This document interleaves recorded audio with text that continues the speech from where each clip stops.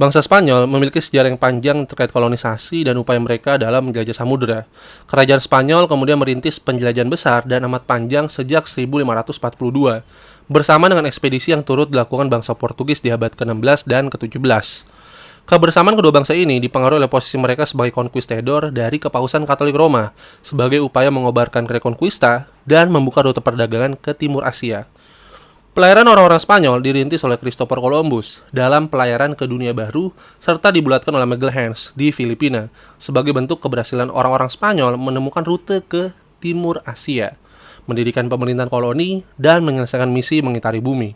Spanyol kemudian mendirikan kantor dagang di beberapa wilayah koloni Amerika dan Kepulauan Filipina.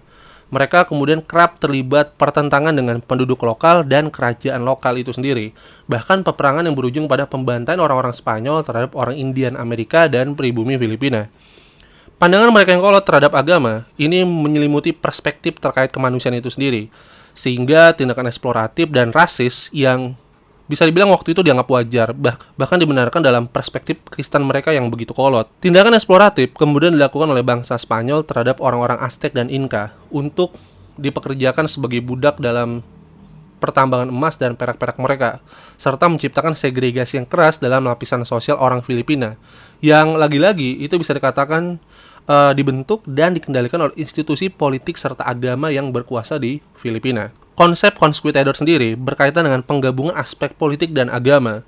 Istilah conquistador sendiri ini berasal dari bahasa Spanyol, yang kemudian kalau kita terjemahkan dalam bahasa Inggris ya, ini bukan mungkin ya, diterjemahkan ke dalam kata conquer, yang berarti penakluk. Julukan ini melekat bagi penjelajah dan tentara kerajaan Spanyol, bukan hanya Spanyol tapi juga Portugis ya, di abad ke-15 dan ke-16, di mana conquistador sendiri atau penakluk ini ya, ini memikul tujuan besar sebagai upaya bangsa Spanyol dan Portugis menaklukkan lautan, serta membuka rute perdagangan, menguasai tanah-tanah non-Kristen, mendirikan pemerintahan kolonial, dan menyebarkan ajaran Katolik ke penduduk-penduduk lokal pada saat itu. Dan gagasan inilah kemudian nanti menciptakan pemerintahan koloni yang turut didukung oleh institusi gereja. Dan memang ini berkaitan sekali dengan bagaimana bentuk dari misi Spanyol dan Portugis itu yang memang yang diwarnai oleh motif agama yang begitu radikal kayak gitu ya. Dan nanti ya kita bisa lihat bahwa perwujudan ini kemudian terlihat sekali ya dalam upaya gereja dan pemerintah kolonial memaksakan konversi dan transformasi agama Katolik sebagai agama baru bagi penduduk lokal yang ini cenderung dipaksakan. Dan ini nanti juga bersama dengan upaya gereja untuk merampas kekayaan penduduk tanah dengan dalil kepentingan agama. Dan kekayaan berupa tanah dan harta serta sistem perbudakan ini yang terang-terangan diterapkan orang-orang Spanyol terhadap penduduk lokal. Kemudian kolonisasi bangsa Spanyol mengakibatkan inkulturasi yang awalnya sebenarnya merujuk pada adaptasi umum ya, ajaran-ajaran Katolik terhadap penduduk non-Kristen. Namun istilah inkulturasi ini berkembang menjadi pembudayaan secara umum, di mana budaya dan kebiasaan orang Spanyol ini membekas dan menjadi bagian dari budaya lokal atau budaya nasional penduduk itu sendiri. Dan kita bisa lihat ya, bahwa hal ini bukan hanya dilakukan oleh orang-orang Spanyol dan Portugis, ini juga sempat dan cukup berkembang di Hindia Belanda ya, atau sekarang kita sebut sebagai Indonesia ya. Ketika orang-orang Belanda juga melakukan inkulturasi budaya mereka, meskipun bisa dibilang orang Belanda itu tidak terlalu signifikansi dalam memaksakan budaya mereka seperti itu kan. Tapi justru budaya mereka ini nanti itu ya diadopsi sendiri oleh orang-orang pribumi Indonesia. Nanti seperti apa ya? Ini gue tulisin dulu. Pertama kita lihat ya bahwa orang Spanyol kerap membawa macam jenis penyakit Eropa ke Amerika. Penyakit-penyakit seperti sampar, malaria, influenza ini menyebar ke Amerika serta menyebabkan kematian besar pada periode-periode awal kolonisasi bangsa Spanyol. Kemudian terdapat penyebaran jenis tanaman baru seperti kentang, jagung, dan tomat.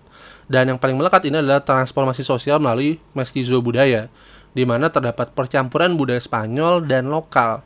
Hanya saja mestizo ini kemudian memiliki sifat yang formalisme, di mana percampuran budaya ini terjadi karena budaya Spanyol dianggap lebih tinggi dan lebih formal, yang justru nanti menciptakan segregasi dan kelas-kelas sosial baru di masyarakat. Nah, kalau misalnya gue kaitkan dengan orang-orang pribumi di Hindia Belanda, ya yang tadi gue sempat bahas ya, Ya, nanti terkenal kebudayaan Indis kayak gitu ya, yang nanti menyebabkan orang-orang pribumi lokal yang umumnya itu di kalangan pegawai pemerintah Belanda atau bangsawan Jawa ya, atau bangsawan wilayah lain yang bekerja sama dengan Belanda, mereka kemudian bergaya hidup seperti orang Belanda, menggunakan pakaian seperti orang Belanda, bertutur kata serta menggunakan bahasa Belanda yang mereka anggap itu lebih tinggi ketimbang budaya mereka.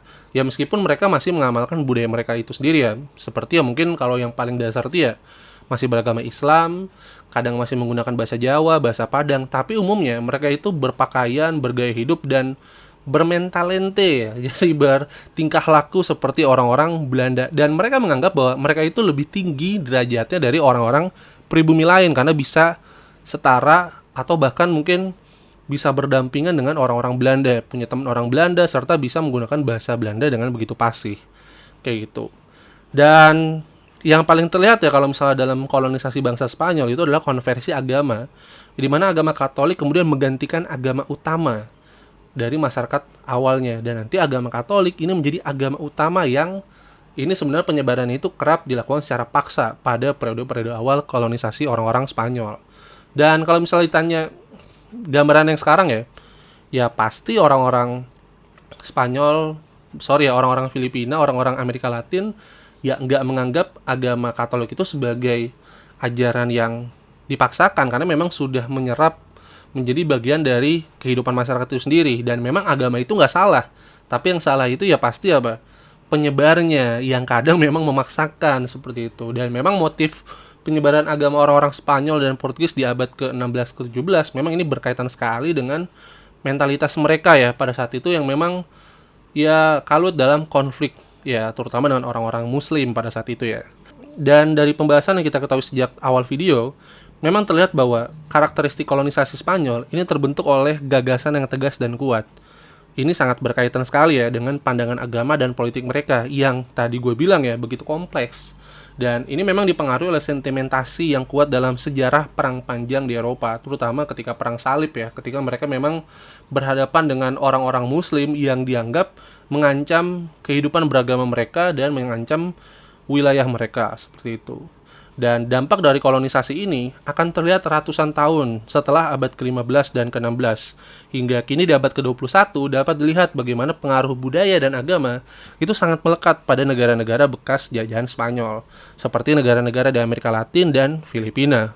Dan ini memang yang membedakan karakteristik orang-orang Spanyol Portugis dengan penjelajahan gelombang 2 ya, yang dilakukan oleh orang-orang Inggris dan orang-orang Belanda, di mana mereka memang tidak memaksakan agama sebagai motif penjajahan mereka, karena memang gagasan yang dibawa itu beda banget gitu ya, karena memang orang-orang Inggris dan orang-orang Belanda itu terpengaruh oleh Renaissance yang memang tidak mengkultuskan gagasan dan dogma teologis seperti itu, sehingga mereka lebih kepada eksploitatif dalam motif ekonomi ketimbang motif agama seperti itu.